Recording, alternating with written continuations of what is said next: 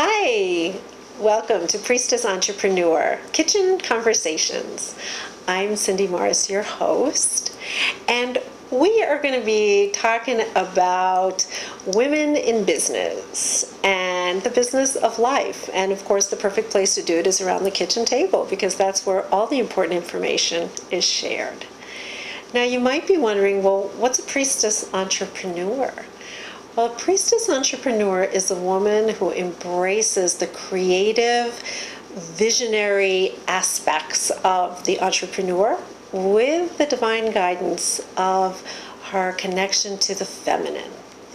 And today we have an amazing priestess entrepreneur who is, I would call you mega priestess.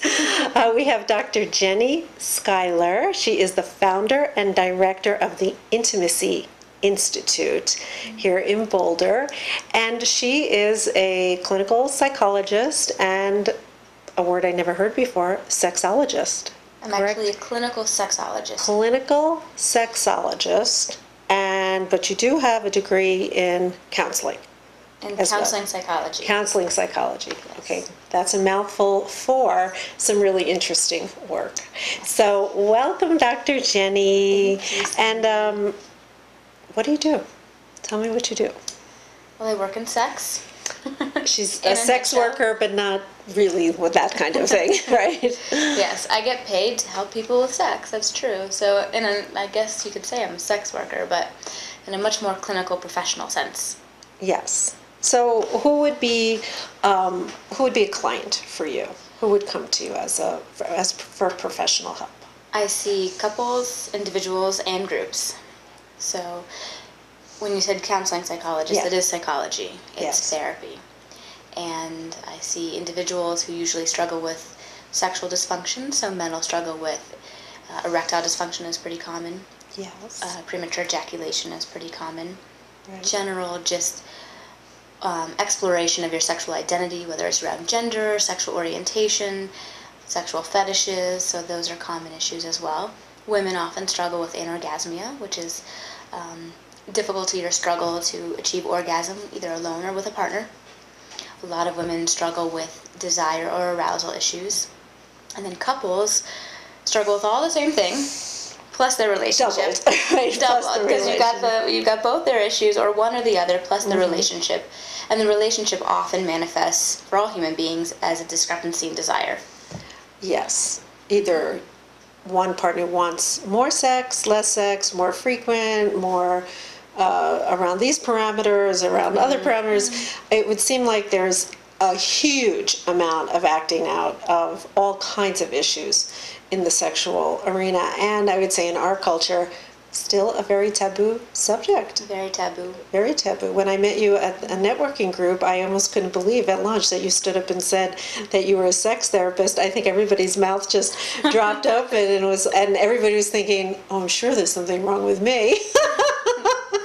So I would imagine as you are in the community, you're pretty new to Boulder. I know you used to live here before and then you've returned. Yes. But this is not, I have not seen any institutes or focus on orgasm, intimacy, sexual functionality in a public sense. I haven't really heard about it. So this is new. How are you being received in the community, and what are some of your struggles in promoting your business? Well, there are a few of us who do sex therapy, and there's a few people who do tantra education and other kinds of sexuality professions. Yes. But so I've been well received by my colleagues. There's not a huge number of us, so it is definitely a need. And for sure. I've been received very well. I love it. I mean, it's a passion I have to help people. How did you get into this?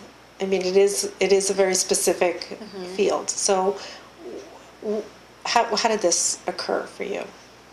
Long story or short story? Whatever you'd like. Well, sort of in a nutshell, my dad is incredible. And so I grew up in a really open, honest household. And I'm Jewish, and I think that cultural piece plays a part as well in terms of that honest dialogue. And he's a scientist, so that plays a piece in terms of the sky is blue, people have intercourse to make babies, this table is made of wood. It was very scientific fact. So there was no charge around it. No charge, no silence, no taboo. Mm-hmm. So it was just another topic. But where was your mother as part of this? My mother, I didn't grow up with my mother. Oh, so you were, your dad raised you. Yeah, my dad raised me. Right, and with a healthy scientific background.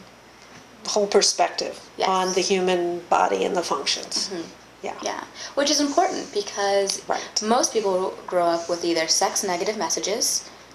For instance? Masturbation is bad. Mm-hmm. Or don't go on a date with that boy or girl because then you're going to have sex.